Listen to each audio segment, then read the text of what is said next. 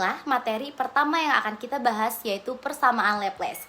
Hari ini kita akan menjelajahi bagaimana satu persamaan sederhana ini menghubungkan fenomena fisik yang tampaknya berbeda dari gravitasi hingga aliran fluida. Mari kita mulai dengan memahami konteks yang lebih besar. Persamaan diferensial parsial atau disingkat PDI memberikan kita bahasa matematis untuk mendeskripsikan dunia di sekitar kita yang terus berubah dalam ruang dan waktu. Bayangkan, gelombang gempa yang merambat di bumi, galaksi yang bertabrakan, atau ombak yang menghantam pantai. Semua sistem ini memiliki kesamaan, keadaan sistem U berubah dalam ruang dan waktu. PDE memungkinkan kita mengkodekan fisika yang kita ketahui tentang sistem tersebut menjadi persamaan yang dapat kita analisis dan pecahkan. Yang menarik adalah, untuk benar-benar memecahkan PDE, kita memerlukan kondisi awal seperti apa keadaan sistem pada waktu 0 dan kondisi batas apa yang terjadi di tepi-tepi sistem kita. Sekarang mari kita fokus pada bintang utama kita hari ini, yaitu persamaan Laplace. Persamaan ini ditulis sebagai gradien kuadrat Pi sama dengan 0, di mana Pi adalah fungsi yang kita sebut sebagai fungsi potensial atau fungsi harmonik. Secara matematis, operator Laplacian ini sebenarnya adalah gradien kuadrat Pi sama dengan gradien dot gradien Pi. Divergensi dari gradien fungsi skalar Pi. Mengapa ini penting? Karena medan gradien selalu tidak berotasi. Ini adalah identitas vektor yang dapat ada verifikasi sendiri. Tetapi jika kita juga menginginkan aliran gradien ini tidak dapat dimanfaatkan, maka divergensinya harus 0, dan itulah yang memberikan kita persamaan Laplace. Persamaan yang menghasilkan medan aliran gradien yang tidak dapat dimanfaatkan dan tidak berotasi.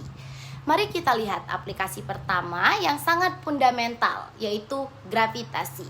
Ketika saya berbicara tentang gravitasi, saya berbicara tentang potensial gravitasi di ruang bebas, jauh dari massa titik. Bayangkan, kita berada di tata surya, memikirkan Jupiter, matahari, bumi, dan bahkan bulan sebagai massa titik. Jauh dari massa titik tersebut, potensial gravitasi memenuhi persamaan Laplace. Potensial gravitasi V sama dengan Gm per R memiliki simetri bola, dan medan gaya gravitasi adalah minus gradien dari potensial ini. Yang menakjubkan adalah Anda dapat memverifikasi bahwa gradien kuadrat V sama dengan 0 jauh dari massa titik. Aplikasi kedua adalah elektrostatika. Hukum Coulomb hampir identik dengan hukum gravitasi Newton, sehingga tentu saja ini juga berlaku untuk potensial elektrostatika. Jika Anda membuka buku teks elektromagnetika seperti Jackson atau Griffiths, Anda akan banyak melihat persamaan Laplace untuk potensial elektrostatika. Perbedaannya dengan gravitasi hanya pada tanda muatan berlawanan, tarik-menarik, muatan sejenis, tolak-menolak. Aplikasi ketiga adalah konduksi panas, khususnya konduksi panas keadaan tetap. Ini adalah tempat di mana PDE modern banyak berkembang. Persamaan panas secara umum adalah dot per dot adalah alpha kuadrat gradien kuadrat T yang kita turunkan dari konservasi energi termal. Tetapi dalam keadaan tetap, ketika distribusi suhu berhenti berubah, dot per dot T sama dengan 0, sehingga kita mendapatkan gradien kuadrat T sama dengan 0. Aplikasi keempat adalah aliran irotasional tak termampatkan, yang disebut aliran potensial. Di sini kita memiliki medan vektor V sama dengan gradien Pi, di mana Pi memenuhi persamaan Laplace. Ini adalah kategori aliran fluida yang sangat berguna, yang kita gunakan untuk mendesain pesawat terbang dan aplikasi aerodinamika lainnya. Sekarang, sifat yang sangat penting dari persamaan Laplace adalah linearitasnya, karena ini adalah persamaan diferensial parsial linear, superposisi linear berlaku. Artinya, jika Pi1 dan Pi2 adalah solusi persamaan Laplace, maka Pi1 dan Pi2 juga merupakan solusi. Ini memungkinkan kita mencari basis solusi eigen Keluarga tak terbatas dari solusi ortogonal yang dapat kita kombinasikan untuk mendapatkan solusi tertentu. Inilah cara Porir menurunkan transformasi Porirnya. Untuk mendiagonalisasi persamaan panas menggunakan fungsi sinus dan kosinus sebagai fungsi eigen. Pada kesempatan kali ini akan membahas salah satu persamaan paling fundamental dalam fisika matematika, yaitu persamaan Poisson. Mungkin sebagian dari kita pernah melihat persamaan ini dalam bentuk simbolik yang terlihat rumit. Tapi pada kesempatan ini kita akan memahaminya tanpa terjebak dalam matematika yang terlalu berat. Persamaan Poisson sebenarnya sangat elegan karena ia menjelaskan hubungan sebab akibat dalam alam. Bayangkan, Anda menjatuhkan batu ke kolam, batu adalah sebab, riak air adalah akibat. Nah, persamaan Poisson menjelaskan hubungan serupa antara massa dengan medan gravitasi yang dihasilkannya. Mengapa persamaan ini penting? Karena persamaan ini adalah kunci untuk memahami bagaimana planet menciptakan gravitasi, bagaimana muatan listrik menciptakan medan elektrik, dan bahkan bagaimana panas merambat dalam suatu material. Mari kita lihat bentuk umum persamaan Poisson. Jangan khawatir dengan simbol-simbolnya dulu. Kita akan menguraikannya satu persatu. Untuk persamaan Poisson, persamaannya adalah del kuadrat F sama dengan Pi. Bentuk umum ini terlihat sederhana, bukan? Tapi di balik kesederhanaannya ini tersembunyi kekuatan luar biasa. Sekarang untuk aplikasi khusus dalam gravitasi, persamaannya menjadi del kuadrat V sama dengan min 4pi G dikali rho. Nah, di sini kita melihat V adalah potensial gravitasi, bayangkan sebagai cekungan di ruang yang diciptakan oleh massa. G adalah konstanta gravitasi yang sudah kita kenal. Rho adalah densitas massa, seberapa padat materi di suatu titik, dan tanda negatif menunjukkan bahwa gravitasi selalu menarik, bukan menolak. Nah, untuk selanjutnya kita akan memahami operator dari nabla atau segitiga terbalik. Sekarang, mari kita pahami simbol yang mungkin terlihat asing. Segitiga terbalik ini yang disebut dengan nabla atau del. Bayangkan, Anda memiliki sekantong tepung, lalu Anda buka kantongnya dan remas hingga tepung berhamburan kemana-mana. Nah, operator nabla ini seperti kita bertanya, seberapa cepat konsentrasi tepung berubah jika saya bergerak ke arah kanan? Itu adalah do per do x. Bagaimana kalau ke depan? Itu adalah do per do y. Bagaimana kalau ke atas? Itu adalah do per do z. Jadi, nabla adalah seperti vektor yang berisi 3 pertanyaan sekaligus. Berapa cepat sesuatu berubah ke 3 arah berbeda? Simbol do berbeda dengan D biasa karena dia fokus pada satu arah saja, mengabaikan perubahan di arah lain, seperti mengukur kemiringan bukit hanya ke arah timur, tidak peduli ada kemiringan di utara atau selatan. Nah, selanjutnya, sekarang di persamaan Poisson kita punya del kuadrat atau Laplacian. Ini bukan sekadar nabla dikali nabla seperti matematika biasa, tapi ini adalah nabla dot nabla, perkalian titik antara 2 vektor nabla. Bayangkan, Anda punya permukaan seperti trampolin. Kalau Anda letakkan bola bowling di tengah, trampolin akan melengkung ke bawah. Nah, Laplacian mengukur seberapa melengkung permukaan itu di setiap titik. Secara matematis dirumuskan dengan del kuadrat sama dengan do kuadrat per dx kuadrat ditambah do kuadrat per dy kuadrat ditambah do kuadrat per dz kuadrat. Ini adalah jumlah semua kelengkungan di 3 arah utama. Kalau positif berarti titik itu seperti lembah melengkung ke atas dari segala arah. Kalau negatif seperti bukit melengkung ke bawah dari segala arah. Untuk benar-benar memahami dari mana persamaan Poisson berasal, kita perlu mundur sejenak untuk melihat hukum Gauss untuk gravitasi. Nah, bagaimana hukum Gauss untuk gravitasi ini? Bayangkan Anda memasang jaring besar yang membungkus bumi sepenuhnya. Bentuknya biasa saja, yang penting tertutup. Hukum Gauss mengatakan, jika Anda mengukur berapa banyak garis gravitasi yang menembus jaring itu ke dalam, hasilnya akan selalu sama, terlepas dari bentuk jaring Anda. Bagaimana sih ilustrasinya? Rumusnya integral tertutup G dot dA sama dengan min 4pi Gm. Ini seperti mengukur berapa banyak air yang mengalir melalui jaring. G adalah medan gravitasi seperti arah yang kecepatan arus air. dA adalah elemen kecil permukaan jaring, tanda integral bulat, berarti kita jumlahkan kontribusi dari seluruh permukaan jaring. Yang menakjubkan, hasilnya hanya bergantung pada massa atau disimbolkan dengan M yang ada di dalam jaring, bukan pada bentuk jaring atau posisi massanya. Sekarang, hukum Gauss yang tadi kita lihat berbentuk integral. Hukum itu berbicara tentang keseluruhan permukaan, tetapi tidak bisa mengubahnya menjadi bentuk diferensial yang berbicara tentang setiap titik secara total. Dari integral tertutup G dot dA sama dengan min 4 pi gm menjadi del dot G sama dengan min 4 pi G dikalikan rho. Ini seperti berubah dari bertanya berapa total hujan yang turun di seluruh kota menjadi berapa intensitas hujan di titik ini persisnya. Di sini del dot G disebut divergensi, mengukur seberapa menyebar medan gravitasi dari suatu titik.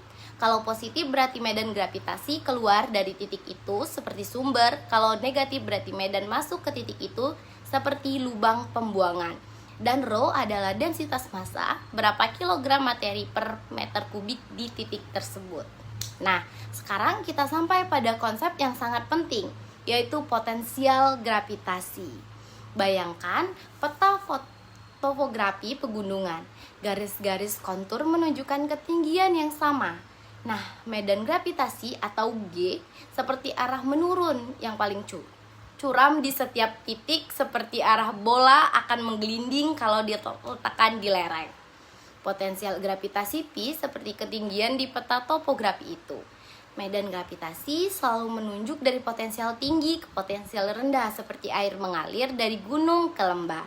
Secara matematis dirumuskan dengan G sama dengan minus del dikalikan V. Tanda negatif karena gravitasi menarik massa bergerak dari potensial tinggi ke rendah.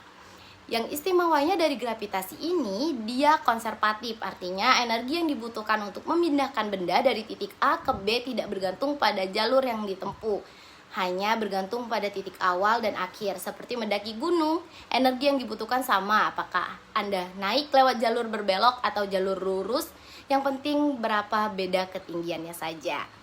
Sekarang mari kita lihat persamaan Poisson, yaitu del kuadrat P sama dengan min 4 pi G rho. Sisi kiri del kuadrat P mengukur kelengkungan potensial gravitasi. Bayangkan seperti cekungan di kasur akibat berat badan Anda. Semakin berat Anda, semakin dalam cekungannya, semakin melengkung kasur di sekitar Anda juga. Sisi kanan minus 4 pi G rho adalah densitas massa dikali konstanta. Ini adalah sumber yang menyebabkan kelengkungan tadi. Jadi persamaan Poisson mengatakan kelengkungan ruang waktu atau potensial di suatu titik sebanding dengan seberapa padat massa di titik itu. Contoh sederhananya, di tengah-tengah planet yang padat, rho besar, jadi del kuadrat V juga besar. Negatif, itu artinya potensial sangat melengkung seperti cekungan yang dalam. Di ruang kosong, rho sama dengan 0. Jadi, del kuadrat V sama dengan 0. Potensial datar tidak melengkung. Sekarang ada saudara kandung dari persamaan Poisson yang disebut dengan persamaan Laplace. Dirumuskan dengan del kuadrat F sama dengan 0. Perbedaannya di persamaan Laplace, sisi kanan adalah 0, artinya tidak ada sumbernya. Sedangkan untuk persamaan Poisson seperti kolam dengan mata air di dalamnya, ada sumber air yang terus mengalir. Sedangkan untuk persamaan Laplace seperti kolam tertutup tanpa mata air, air hanya mengalir dari tinggi ke rendah sampai keadaan seimbang. Untuk persamaan Poisson, di dalam planet ada massa, di dekat kawat bermuatan ada muatan, di dekat pemanas ada sumber panas. Sedangkan untuk persamaan Laplace, di ruang hampa tanpa ada massanya, di daerah tanpa muatan, dan di material tanpa sumber panas. Contoh untuk kedua persamaan, medan gravitasi di dalam bumi menggunakan persamaan Poisson, sedangkan medan gravitasi di antara bumi dan bulan menggunakan persamaan Laplace. Baik, materi ini saya akan menjelaskan mengenai differential equation of heat energy. Distribusi suhu U, Xt dalam sebuah batang logam tipis sebagai fungsi dari posisi dan waktu. Ini merupakan pendekatan klasik untuk memodelkan konduksi panas satu dimensi. Untuk mempertimbangkan distribusi suhu dalam batang logam satu dimensi dapat dinyatakan sebagai U, Xt sama dengan suhu pada posisi dan waktu. Dapat dilihat pada gambar di samping, titik-titik naik turun melambangkan nilai suhu U Xt yang berubah terhadap posisi. Arah panah ke kanan menunjukkan arah sumbu X panjang batang. Anak panah ke atas menunjukkan panas atau keluar atau gradien suhu. Laju perubahan energi panas dalam waktu yaitu fluks panas keluar atau masuk plus sumber energi panas jika ada. Ini adalah prinsip konservasi energi, yaitu bahwa perubahan energi pada panas di dalam suatu volume kecil batang disebabkan oleh panas yang mengalir masuk atau keluar melalui batas volume. Panas yang dibangkitkan dari sumber internal di dalam batang. Laju aliran energi panas dari kiri ke kanan didefinisikan oleh hukum Fourier. Seperti ini. Tanda minus merupakan panas mengalir dari suhu tinggi ke rendah. Sedangkan perubahan fluks panas atau divergensi seperti persamaan ini menyatakan jumlah fluks panas keluar dari elemen kecil batang atau perubahan fluks terhadap posisi. Substitusi hukum Fourier, kita dapat memasukkan Q sama dengan min K do U per do X ke dalam hukum konservasi energi seperti ini. Maka bentuk final persamaan panas seperti ini. Materi selanjutnya akan mempelajari salah satu teknik paling fundamental atau powerful dalam penyelesaian persamaan diferensial parsial, yaitu pemisahan variabel atau separation of variables. Khususnya kita akan fokus pada aplikasinya untuk persamaan gelombang. Mari kita mulai dengan pertanyaan mendasar. Apa itu pemisahan variabel? Pemisahan variabel adalah teknik yang sangat ampuh untuk memecahkan persamaan diferensial parsial yang bersifat linear. Teknik ini sangat efektif untuk 3 persamaan fundamental yang sering kita jumpai dalam fisika dan teknik. Pertama, persamaan gelombang yang menggambarkan propagasi gelombang. Kedua, persamaan panas yang menggambarkan transfer panas. Dan yang ketiga, persamaan Laplace yang menggambarkan potensial dalam berbagai fenomena. Mengapa ketiga persamaan ini spesial? Jawabannya simpel sekali, karena mereka semua bersifat linear. Apa yang saya maksud dengan bersifat linear? Linear berarti jika saya memiliki dua solusi dari persamaan tersebut dan saya menjumlahkannya, hasilnya juga akan menjadi solusi. Ini adalah apa yang kita sebut sebagai prinsip superposisi. Bayangkan seperti gelombang di air, jika ada dua gelombang yang merambat, mereka akan saling bertambah ketika bertemu. Inilah konsep superposisi dalam aksi. Sekarang, apa ide besar di balik pemisahan variabel? Idenya sangat elegan.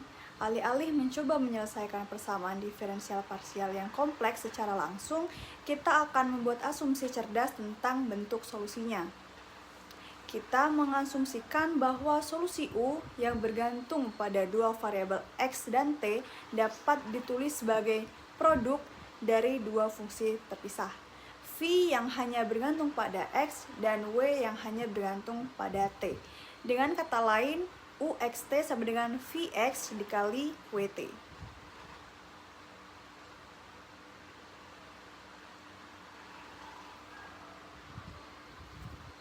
Mengapa ini membantu? Karena dengan asumsi ini, PDE kompleks kita akan berubah menjadi dua persamaan diferensial biasa yang jauh lebih mudah diselesaikan. Mari kita lihat bagaimana ini bekerja dalam praktik dengan persamaan gelombang. Persamaan gelombang tertulis sebagai di mana C adalah kecepatan gelombang. Sekarang kita substitusi asumsi kita UXT sama dengan VX WT di dalam persamaan ini. Ketika kita menghitung turunan parsial, maka persamaannya akan menjadi seperti dua persamaan ini, sehingga persamaan gelombang menjadi seperti persamaan ini. Sekarang datang trik yang sangat cerdas, perhatikan baik-baik persamaan ini. Kita dapat membagi kedua posisi dengan Vx, Wt untuk mendapatkan. Sekarang perhatikan sesuatu yang luar biasa. Sisi kiri adalah fungsi dari T saja, tidak ada X sama sekali. Melainkan sisi kanan adalah fungsi dari X saja, namun tidak ada T sama sekali. Bagaimana mungkin fungsi yang hanya bergantung pada T bisa sama dengan fungsi yang hanya bergantung pada X? Satu-satunya kemungkinan adalah jika keduanya adalah konstanta. Kita sebut konstanta ini adalah lambda, yang disebut konstanta pemisahan. Dengan demikian, kita mendapatkan dua persamaan diferensial biasa yang terpisah seperti dua persamaan ini. Kita telah berhasil mengubah satu PDE kompleks menjadi dua ODE yang jauh lebih mudah diselesaikan. Sekarang untuk menyelesaikan kedua ODE ini, kita perlu mempertimbangkan nilai lambda. Ternyata nilai lambda akan sangat mempengaruhi jenis solusi yang kita dapatkan. Seperti kasus pertama, ketika lambda sama dengan 0, maka kedua persamaan menjadi sangat sederhana. Seperti ini, yang solusinya adalah WT sama dengan A plus BT yang merupakan garis lurus. Yang kedua, V double X sama dengan 0 yang solusinya adalah Vx sama dengan C plus Dx, juga garis lurus. Solusi dasar untuk persamaan gelombang dalam kasus ini adalah 1, X, T, dan X. Untuk kasus kedua, ketika lambda positif, kita tulis lambda sama dengan omega kuadrat. Untuk kemudahan, persamaannya menjadi seperti persamaan ini. Ini memberikan kita solusi berbentuk gelombang yang tumbuh atau melurus secara eksponensial. Sedangkan untuk kasus ketiga, ketika lambda negatif, kita tulis lambda sama dengan min omega kuadrat. Persamaannya menjadi seperti ini. Karena persamaan gelombang bersifat linear, kita dapat mengambil semua solusi yang telah kita temukan dan menjumlahkannya untuk mendapatkan solusi yang lebih umum. Baiklah, materi terakhir kali ini yaitu saya akan membahas tentang persamaan gelombang, salah satu konsep fundamental dalam fisika yang menggambarkan bagaimana gelombang berperilaku di alam semesta. Meskipun terlihat rumit secara matematis, saya akan menjelaskannya dengan cara yang mudah dipahami sehingga Anda semua yang memiliki latar belakang matematika tingkat menengah dapat mengikuti penjelasan ini dengan baik. Memahami persamaan gelombang pada dasarnya adalah alat matematis yang membantu kita memahami bagaimana gelombang berperilaku di ruang dan waktu. Yang kita bahas hari ini adalah persamaan gelombang klasik satu dimensi, yang berarti kita hanya mempertimbangkan gerakan gelombang dalam satu arah spesial. Persamaan ini sangat penting karena dapat menggambarkan berbagai jenis gelombang yang kita temui sehari-hari, mulai dari gelombang suara, gelombang cahaya, hingga gelombang pada tali. Variabel-variabel dalam persamaan, kita perlu mengenal beberapa variabel penting. Variabel X mewakili posisi dalam ruang atau arah spasial yang dalam kasus kita mengarah ke kanan.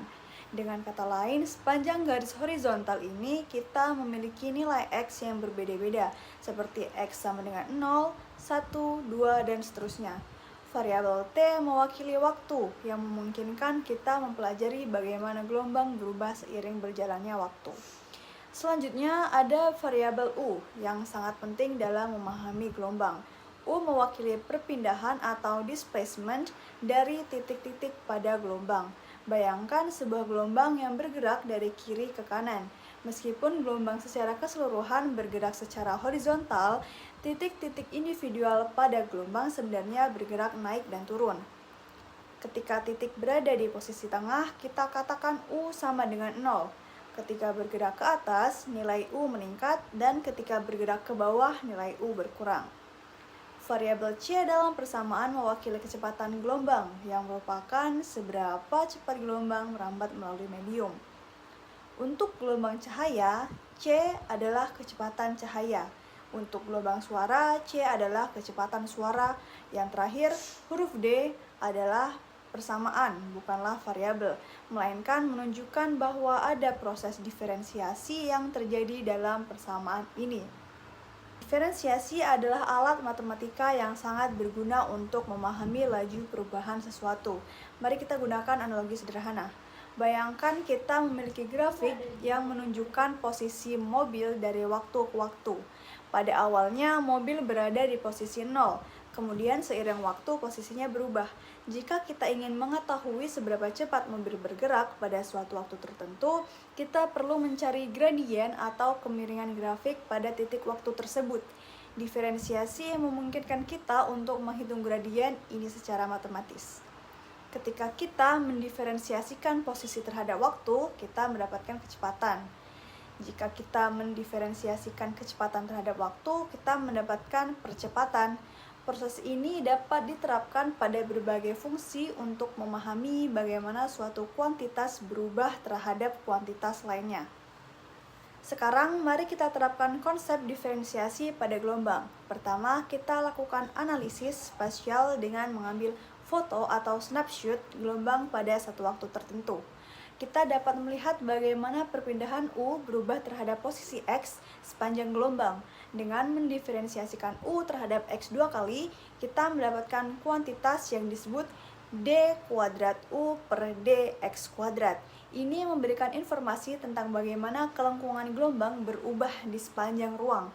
Kemudian kita lakukan analisis temporal dengan memiliki satu titik spesifik di ruang dan mengamati bagaimana titik tersebut berperilaku seiring berjalannya waktu. Ketika gelombang melewati titik ini, kita melihat titik tersebut berosilasi naik dan turun dalam pola yang teratur. Dengan mendiferensiasikan perpindahan titik ini terhadap waktu 2 kali, kita mendapatkan D kuadrat U per dt kuadrat, yang memberikan informasi tentang bagaimana percepatan titik tersebut berubah seiring waktu. Yang menarik adalah bahwa kedua kuantitas yang kita peroleh dari analisis spasial dan temporal ternyata saling terkait. Persamaan gelombang menyatakan bahwa ketika kita mengalihkan D kuadrat U per dx kuadrat dengan kuadrat kecepatan gelombang C kuadrat, hasilnya sama dengan D kuadrat U per dt kuadrat. Secara matematis ini ditulis sebagai C kuadrat dikali D kuadrat U per dx kuadrat yang memperoleh D kuadrat U per dt kuadrat.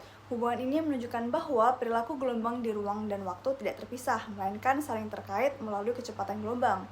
Hubungan ini juga menjelaskan mengapa gelombang sinusoidal adalah solusi yang valid dari persamaan gelombang. Gelombang sinusoidal yang bergerak dengan kecepatan C memenuhi persamaan ini, yang berarti bentuk gelombang tersebut dapat mempertahankan bentuknya sambil merambat melalui ruang. Persamaan gelombang yang kita bahas memiliki beberapa karakteristik matematis penting. Pertama, ini adalah persamaan diferensial orde kedua karena kita mendiferensiasikan kuantitas kita 2 kali, baik terhadap posisi maupun terhadap waktu. Kedua, persamaan ini bersifat linear karena hanya berurusan dengan U itu sendiri, bukan pangkat U seperti U kuadrat atau U pangkat 3. Ketiga, ini adalah persamaan diferensial parsial karena perpindahan U bergantung pada dua variabel independen, posisi X dan waktu T, dan persamaan ini memisahkan ketergantungan ini menjadi bagian-bagian secara terpisah. Oke, jadi kita akan bahas topik yang sangat menarik dalam matematika terapan, yaitu persamaan Helmholtz dan fungsi eigen multidimensi. Nah, selama ini kan kita telah banyak mempelajari tentang persamaan diferensial parsial dalam satu dimensi parsial. Nah, mengapa? Karena mereka jauh lebih sederhana untuk dipahami dan diselesaikan. Namun di dunia nyata tidak selalu satu dimensi, bukan? Jadi bayangkan sebuah brand drum yang bergetar. Ini tidak bisa dijelaskan dengan persamaan satu dimensi saja. Kita membutuhkan setidaknya 2 dimensi spasial, bahkan 3 dimensi untuk kasus yang lebih kompleks. Dan inilah yang akan kita pelajari hari ini, bagaimana metode yang kita kuasai adalah D1 dapat diperluas ke dimensi yang lebih tinggi. Mari kita mulai dengan contoh konkret membran bergetar. Persamaan dasarnya adalah persamaan gelombang multidimensi dengan operator Laplace. Nah, sekarang hal pertama yang mungkin terlintas dalam pikiran kalian adalah mari kita lakukan perpisahan variabel seperti biasa. Dan kalian akan mencoba memisahkan fungsi menjadi U x, y, t sama dengan fx dikali gy cross ht. Yang bisa kita lakukan adalah memisahkan waktu dari ruang. U dalam kurung X, Y, T sama dengan F sedalam kurung S, Y cross H dalam kurung T. Dan ketika kita mensubstitusikan ke persamaan diferensial, magic terjadi, kita mendapatkan kosansa permisahan dan sama seperti dalam kasus 1D. Persamaan Helmholtz ini adalah gradien kuadrat V plus lambda V sama dengan 0. Sederhana dalam penulisan, tapi sangat powerful dalam aplikasi. Ini adalah versi multidimensi dari masalah Sturm-Liouville yang sudah kita kenal. Yang menakjubkan dari persamaan ini adalah universalitasnya, tidak peduli apakah kalian bekerja dalam 2 dimensi, 3 dimensi, bahkan 150 dimensi. Persamaan ini itu tetap berlaku, satu-satunya syarat adalah domain harus terbatas dengan batas yang jelas. Persamaan ini muncul di mana-mana, dari getaran Brandrum, terus propagasi gelombang elektromagnetik hingga analisis struktur bangunan. Inilah mengapa persamaan Helmholtz mendapat perhatian besar dari berbagai komunitas ilmiah. Nah, tadi kan dari bentuk persamaan Helmholtz ini kan yaitu adalah gradien kuadrat U plus K kuadrat U sama dengan 0.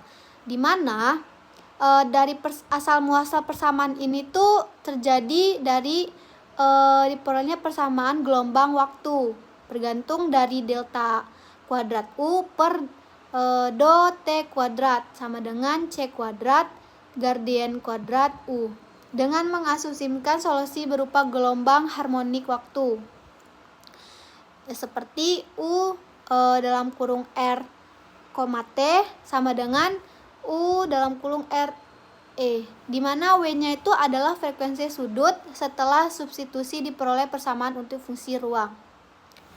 Nah, pada penyelesaian dalam berbagai dimensi dari persamaan Helmholtz ini, yaitu kan tadi ada dimensi 1, dimensi 2, dan dimensi 3. Nah, persamaan dari dimensi 1 itu memperoleh persamaan D kuadrat U per DX kuadrat plus K kuadrat U sama dengan 0. Sedangkan untuk persamaan dimensi kedua itu ada gradien kuadrat U plus K kuadrat U sama dengan 0 dengan gradien kuadrat sama dengan do kuadrat per do X kuadrat plus do kuadrat per do Y kuadrat. Untuk persamaan Helmholtz dimensi 3-nya memperoleh persamaan yaitu gradien kuadrat U plus K kuadrat U sama dengan 0 dengan gradien kuadrat sama dengan do kuadrat per do X kuadrat plus do kuadrat per do Y kuadrat plus do kuadrat per do Z kuadrat. Nah, selanjutnya yaitu ada Schrödinger equation. Apa sih Schrödinger equation ini? Adalah persamaan dasar dalam mekanika kuantum yang menjelaskan bagaimana fungsi gelombang dari suatu sistem kuantum berubah terhadap waktu. Nah, bentuk dari persamaannya yaitu IH do pi x fungsi x, T per do T sama dengan H topi pi fungsi x, T, di mana pi fungsi x, T itu adalah fungsi gelombang wave function. Nah, untuk H kecilnya yaitu adalah konstanta Planck tereduksi, dan untuk H topinya itu operator Hamilton, dan untuk I-nya itu adalah bilangan imajiner. Mengapa sih persamaan dari Schrödinger ini pakai bilangan imajiner I, yaitu sama dengan akar min 1? Apa bedanya dengan persamaan biasa? Nah, mengapa? Karena partikel kuantum itu bertingkah seperti gelombang dalam mekanika kuantum. Partikel digambarkan oleh fungsi gelombang wave function, di mana pi fungsi x, T itu adalah gelombang yang selalu memiliki bentuk dari persamaan pi fungsi x, T sama dengan A E pangkat I fungsi Kx min omega T. Nah, pada bentuk ini gelombang itu kompleks tanpa bilangan imajiner I, sehingga gelombang tidak bisa berosilasi secara matematis. Jadi pada imajiner I ini adalah alat matematis untuk mendeskripsikan getaran atau gelombang. Nah, kenapa? Agar probabilitasnya itu tetap konstan, di mana fungsi gelombangnya itu tidak bisa langsung diukur, tapi memakai persamaan pi fungsi dari x, t kuadrat, supaya probabilitasnya tidak berubah-ubah secara aksak, sehingga seiring waktu kita butuh evaluasi waktu dalam bentuk pi dalam kurung t sama dengan pi itu dalam kurung 0 e pangkat IH. Nah, nilai mutlaknya itu eksponensial kompleks selalu 1, di mana nilai mutlak eksponensialnya itu kompleks selalu 1, sehingga e pangkat min IET per H sama dengan itu 1. Jadi probabilitasnya tetap konstan, hanya fasenya saja yang berubah. Tetapi I kita akan dapat E pangkat min ET per H yang nilainya menuju 0 saat T tak terhingga. Dari gelombang biasa ke gelombang elektron. Nah, gelombang di tali yang kita kenal. Bayangkan Anda main tali skipping, gelombang di tali mengikuti rumus perubahan gelombang sama dengan kecepatan kali kelengkungan tali. Dalam bahasa matematikanya adalah do kuadrat Y per do T kuadrat sama dengan Gardier kuadrat kali do kuadrat Y per do kuadrat X. Artinya dalam bahasa sehari-hari, yaitu adalah tinggi gelombang di setiap titik, T-nya adalah waktu, X-nya adalah posisi sepanjang tali, dan F-nya seberapa cepat gelombang merambat. Seperti ombak di kolam renang, semakin melengkung ombaknya, semakin cepat perubahannya. Yang kedua adalah solusi gelombang tali. Gelombang tali bisa ditulis dengan sebagai Y sama dengan sin Kx kali cos omega T.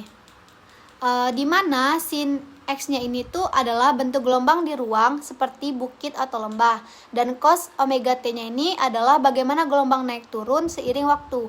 K-nya seberapa rapat gelombang, omeganya seberapa cepat gelombang bergoyang. Terus yang ketiga ada elektron gelombang. Elektron punya panjang gelombang. Panjang gelombang sama dengan konstanta Planck dibagi momentum elektron, di mana lambda sama dengan H per P. Penjelasannya adalah H itu adalah konstanta Planck, yaitu angka tetap alam semesta. Untuk P-nya momentum sama dengan massa dikali kecepatan. Elektron yang bergerak cepat sama dengan gelombang pendek. Yang keempat adalah energi elektron atau energi total elektron, di mana E sama dengan energi gerak plus energi posisi. Dalam matematikanya adalah P kuadrat per 2M plus Pi. Maksudnya P kuadrat per 2M ini adalah energi karena bergerak seperti bola mengelinding. F-nya adalah energi karena posisi seperti bola di atas. Untuk M-nya itu adalah massa elektron. Yang kelima adalah trik matematika yang cedrik. Para ahli matematika punya trik alih-alih menulis cos omega T adalah E pangkat I omega T sama dengan cos omega T plus IX sin omega T. Mengapa ini berguna? Lebih mudah diturunkan, diferensiasi, seperti punya remote control untuk gelombang.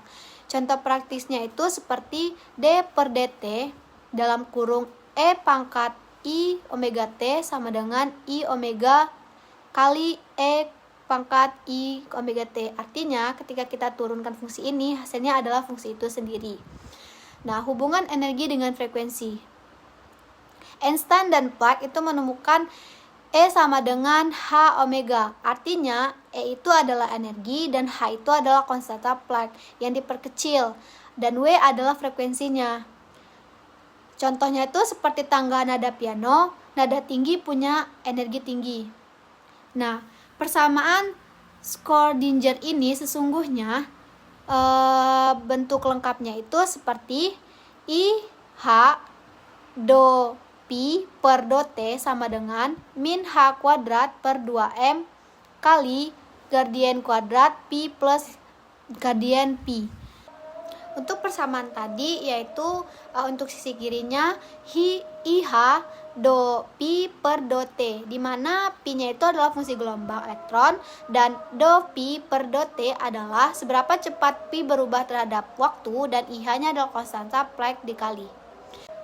Nah, untuk sisi kanannya itu adalah min h kuadrat per 2m kali gradien kuadrat pi plus pi gradien pi, di mana untuk gradien kuadrat pi-nya itu adalah lengkungan gelombang elektron di ruangan.